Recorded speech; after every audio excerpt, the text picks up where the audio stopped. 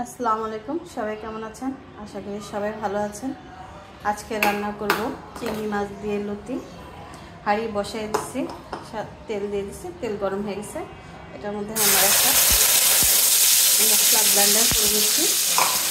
এটার মধ্যে আছে শুকনো মরিচ, টমেটো, রসুন, পেঁয়াজ একসাথে ব্লেন্ডার করে দিচ্ছি।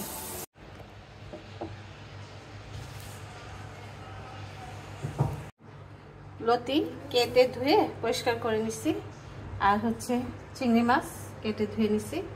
এই দুটা দিয়ে লতি আর চিংড়ি রান্না করবো। এখন এটার মধ্যে দিয়ে দিব আদা, রসুন, জিরা বাটা 2 চামচের মতো, সরি 1.5 চামচ দিব।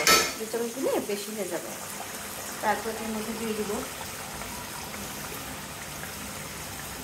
1 চামচ হলুদের গুঁড়া, সাথে অল্প 3 মরিচ বাটা দিচ্ছি, শুকনো মরিচ ব্লেন্ডার করে দিচ্ছি, আর সামান্য মরিচের গুঁড়া।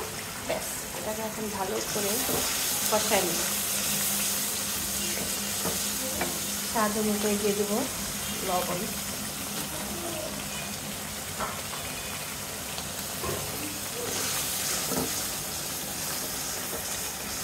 কষানো হয়ে গেছে, এখন দিয়ে দেবো পানি। পানি দিয়ে ভালো করে কষাই নিব।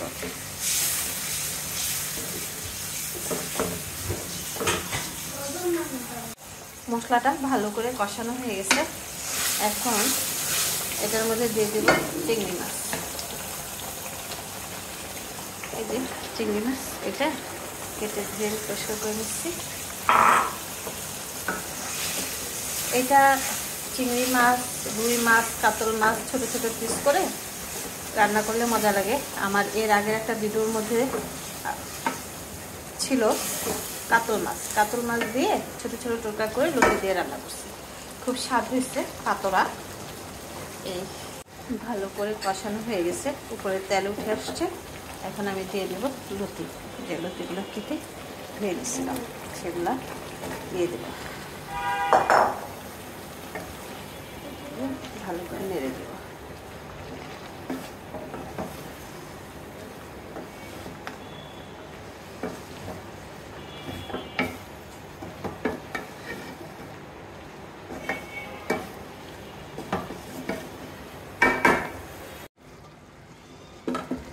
কষানো হয়ে গেছে, এখন এটার মধ্যে দিয়ে দিব ঝোল। অল্প পরিমাণে ঝোল দিয়ে দিব।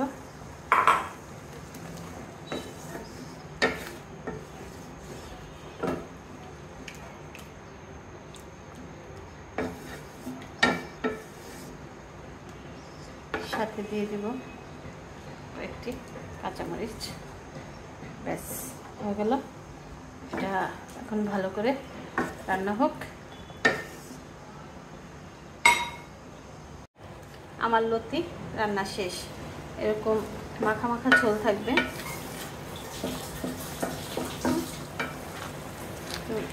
মাখা মাখা ঝোল থাকবে।